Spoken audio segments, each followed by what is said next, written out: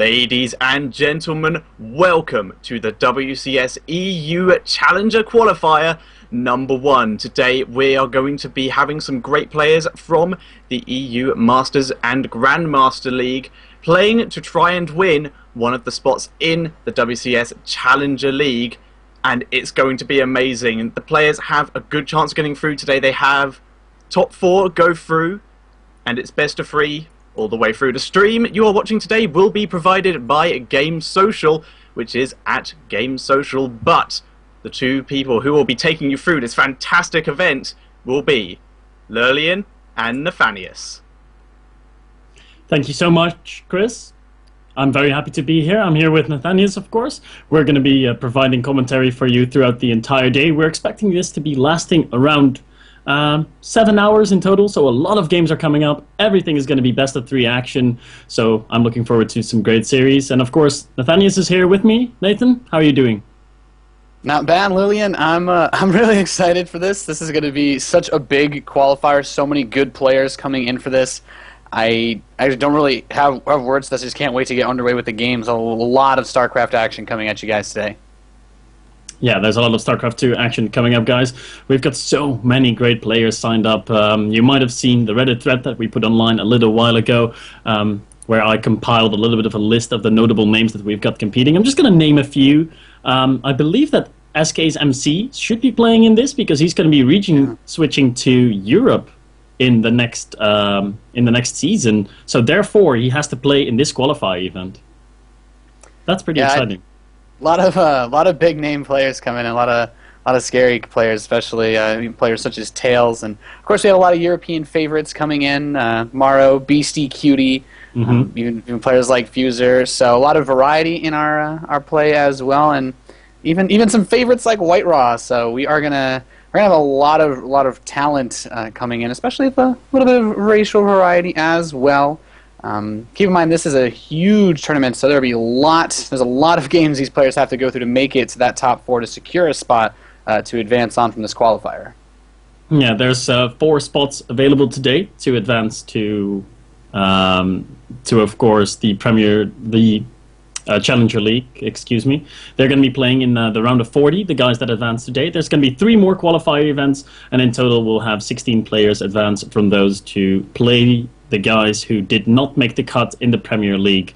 So a bit of the same format as GSL uses, which is pretty cool. I love to see a bit more of a unified format for StarCraft 2 tournaments alike to keep things fair in all regions. Keeping the same format is always good. Yeah, I kind of like how everything is so far in WCS as far as group stages for the actual Premier League has been going. It's really interesting to kind of see how the dynamics come out when you get these awesome group play matches. So it's gonna be pretty awesome, especially considering the amount of talent in here. But looks like we actually have the brackets live now on the ESL page for WCS Europe Qualifier number 1 for Challenger League. So hopefully we'll be able to get you guys into these games soon. I'm really excited for this, Lillian. This is gonna be big. Yeah, it's going to be huge. And looking at the bracket, the amount of players that we have signed up is actually quite reasonable because ESL this time around limited the entrance into this tournament to Masters and Grandmasters players only. So we'll not have any weird games where you have like a Silver Leaguer going up to someone in Grandmaster League. I mean, that's not really a lot of fun to watch. I mean, it's a lot of fun to play, being the Silver League guy, but being the Grandmaster guy, wasting time, and of course the stream doesn't like to watch a walkover. So we should have relatively close games in all series today, and we're going to be on top of finding you guys our first match of the day. And we should be going into a quick commercial break. We'll be looking for our first game of the day, guys. Our admins are on top of that. You can take a quick look through the brackets. I'll link the brackets in the Twitch chat so you can have a look-see at that and see for yourself what good matches we have got coming up. But we're going to cut out to a quick commercial break. We're going to play some music for you guys, and we'll be right back with our first game of the WCS qualifier.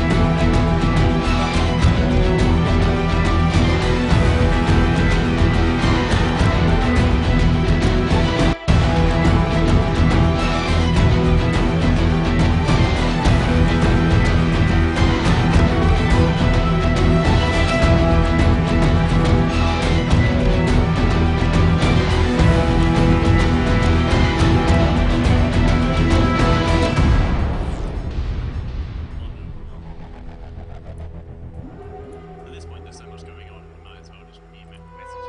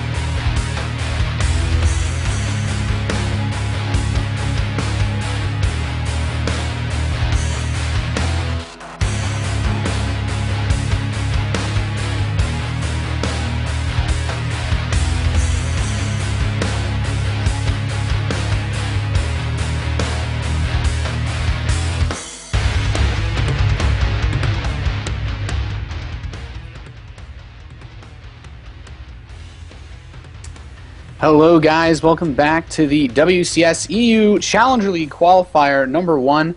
I am Nathanius here with Lillian, and we are going to be bringing you guys some StarCraft 2 action very soon. For our first match of today, we are going to have Mini Razor versus Snoof. Looks like it is going to be a ZVZ. This should be pretty good, Lillian. Yeah, of course, you are probably not too familiar with these two players because they are a bit of European heroes, I'd say, but they haven't really made a splash in the international scene. So I might be able to tell you a little bit more about these two guys as soon as we get into the game and get everything started. But they are definitely a close match, and that's always a good thing, you know. Watching a, let's say, an SKMC stomp someone who's a low masters, that might not be the most fun in the entire world to watch. But these two players are on about the same level, high masters, low grandmasters. So this should be a first match of the day that is going to be close and is going to be good. Yeah, definitely looking forward to it, guys. We've already gone through the countdown. We are going into the game right now.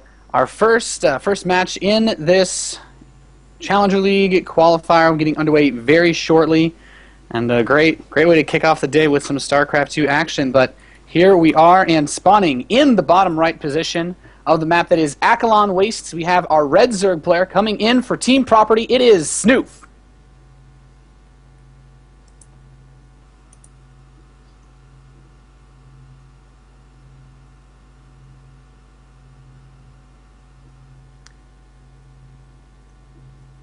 And spawning in the top left position as our yellow Zerg player, coming in with a Fnatic tag, it is Mini Razor.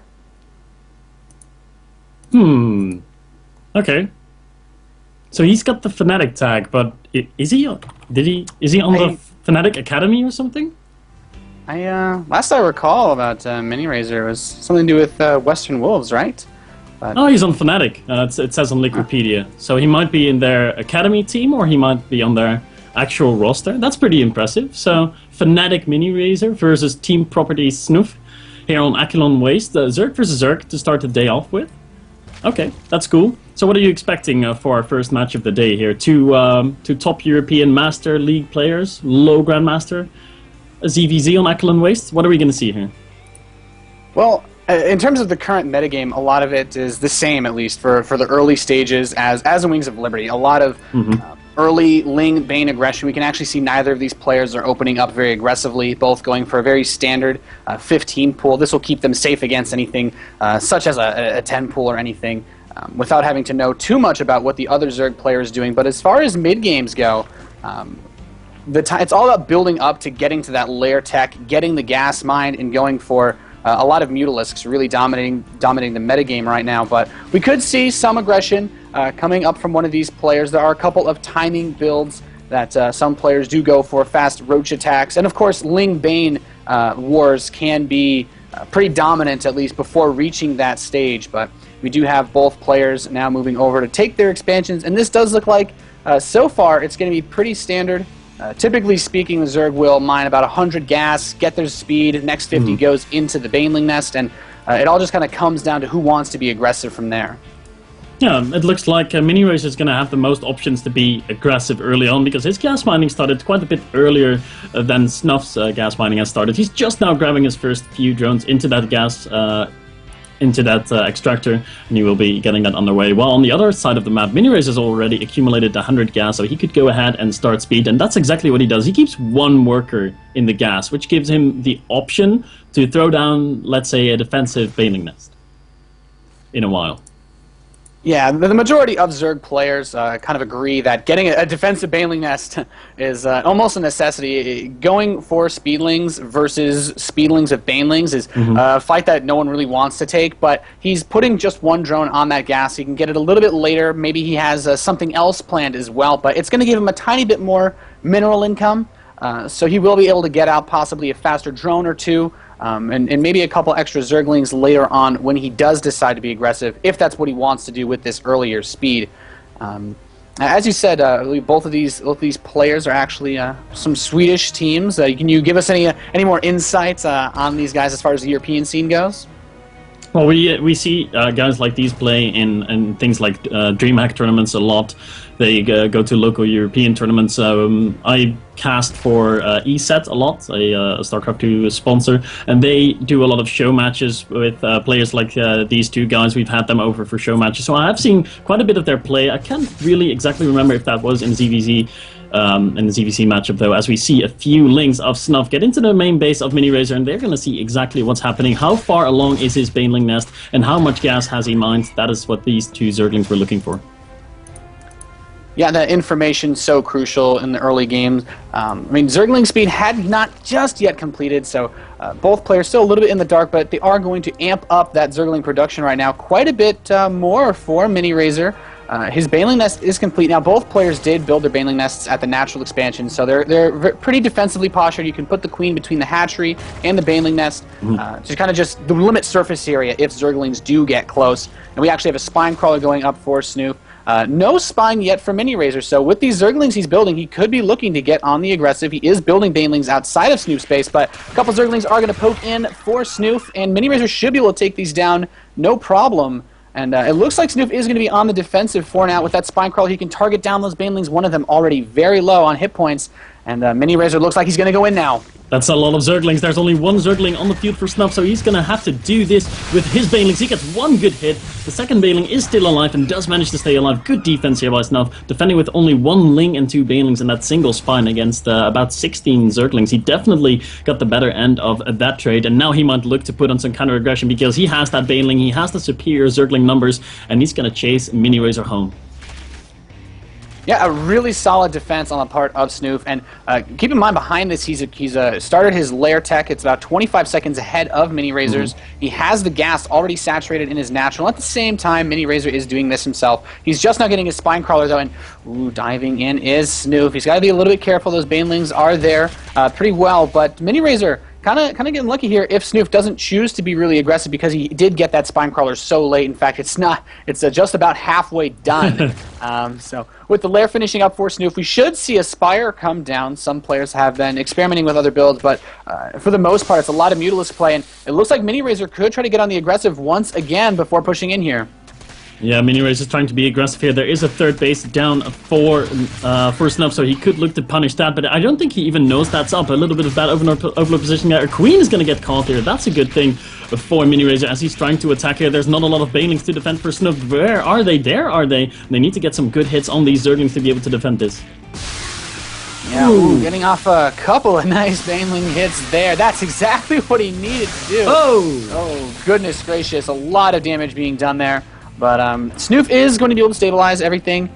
Still looking pretty normal. That Spire is about halfway done for Snoof. It's only now just starting for Mini Razor, so investments into Banelings is going to slow down the tech, and he really wants to make this a cost-effective push if he wants to actually slow down the tech of Snoof or do some crippling damage before the Mutalisks really come into play. He's going to go and try to snipe off this third hatchery while he takes his own. Snoof is going to try to push him away. He's got a couple of Banelings moving in here, and if he can get one or two good detonations, he should be able to thwart this aggression. The Banelings getting dangerously close here. The Zerglings tucked behind the mineral line. They're going to try to escape. The Banelings, though, getting caught on one side of that hatchery, and he's not going to be able to move in. But Mini Razor's bringing his own Banelings up here. He is not relenting with this aggression, and those Banelings are getting so close.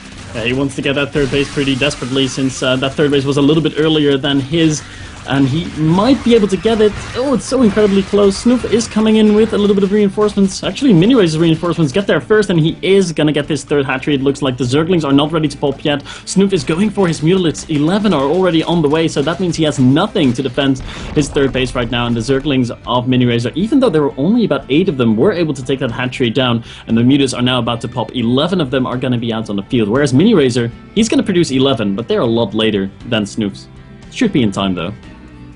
Yeah, pretty much at this point, the best Snoof could ask for would be able to use his Mutalisks being out slightly earlier to possibly deny the third, but it does look like at the time it would take for him to cross the field, yeah, he's just going to try to pick off a couple of the Zerglings in the center of the map, retake his third base, but, getting this...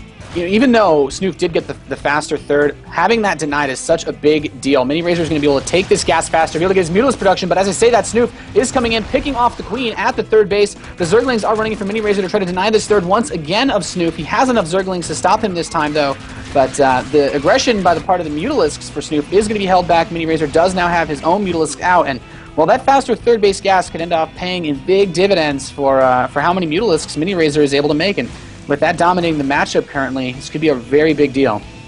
Mini Razor does need to produce some drones, though. He's pretty far down in the drone count. He only has 39 drones to the 56 workers of Snoof. So Snoof is in a pretty good economic position, and when his third base gets back up, he's going to be about on equal footing. And here we have the engagement of Muta on Muta. Neither one have finished any upgrades yet, and it looks like Mini Razor has the superior Muta count for now. He has his Zerglings underneath to kind of absorb the Mutalisk glaive bounces, as we see a bit of a Zergling run by into the main base. Snoof is going to try to do some counter damage here. Will be able to pick off a Queen, and what other damage can he do here?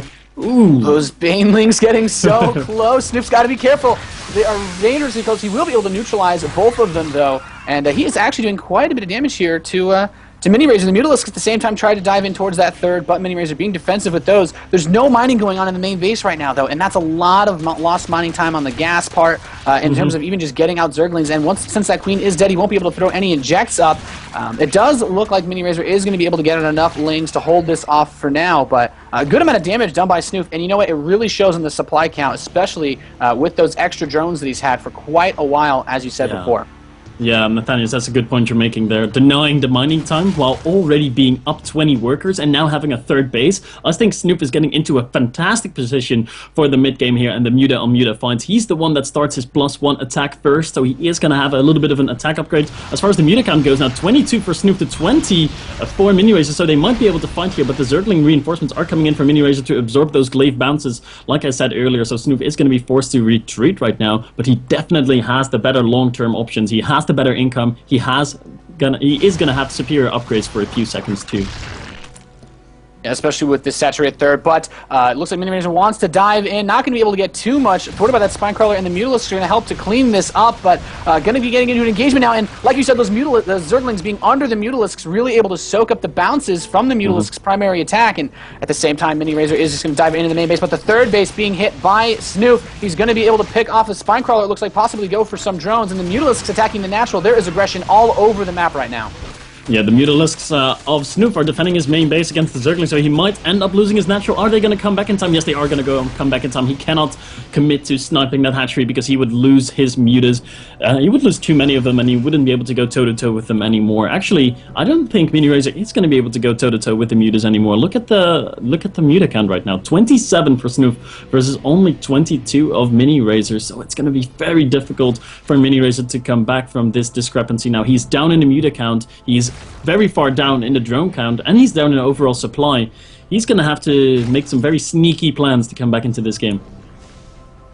Yeah, and the other thing was that third base almost being sniped off. He lost a lot of gas mining time, and now the Mutalisk count for Snoof. The Zerglings are going to help a lot in swinging this fight. He has to be careful with his engagement. He can't get cocky, but he does have that +1 attack. It is not yet done for Mini Razor, and this is going to give him an edge in the fight if he takes a Mutaverse Muta fight, which looks like is going to happen now in the southwest side of the map. But Snoof taking this pretty convincingly so far. Mini Razor is going to have to retreat, and like you said, that supply discrepancy, Lillian, it is getting so big, and things are just going to snowball at this point for Snoof if Mini Razor can't make something happen now.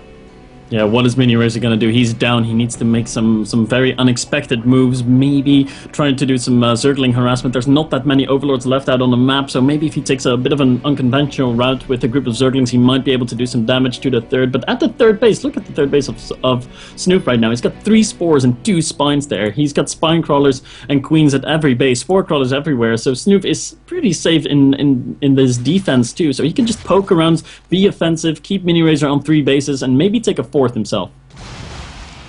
Yeah, and a couple Zerglings do try to run into the natural of Mini Razor. He's going to dive some into the main base as well, and he still has a large number of Mutalisks and Zerglings, and right now that Mutalisk count, 37 for Snoof. Oh. The Zerglings are diving in. He might be able to grab that Queen at the main base. At the same time, the Mutas are going to hold off this sort of a Zergling attack from Snoof, but now Snoof is running into the main base of Mini Razor. He might be able to pick off the Spire here. This would be absolutely huge. No more Mutalisks, it would mean, for Mini Razor, and he will get that Spire, and now things are beginning to look a little dreadful here for our yellow Zerg player. Yeah, he's not going to be able to produce any more Mutalisks for a long time, so we are going to watch this fight, and it's not going to go that well for Mini Razor, I don't think. He is losing this fight pretty heavily. He was outnumbered in the Mutalisk numbers, but he knew he had to fight there. He had no Spire, he would lose the game, so he knew he was going to lose that fight. Let's face it, Nathan. He knew he was going to go down there, but he had to try. He had to give it his best. Yeah, GG. That economic advantage that he was able to secure just worked out so well for him. But, we kind of saw how the faster third base did go to Snoof, and even though Mini Razor was able to snipe that and have his mining earlier, just the multitasking from Snoof, being able to get those Zergling run-bys into the main base, get those good trades with the Zerglings and Banelings, were really able to just allow him to not be as far behind, and he was able to be mining on his third base a lot longer. And, well, once you're able to get that higher up Mutalisk count,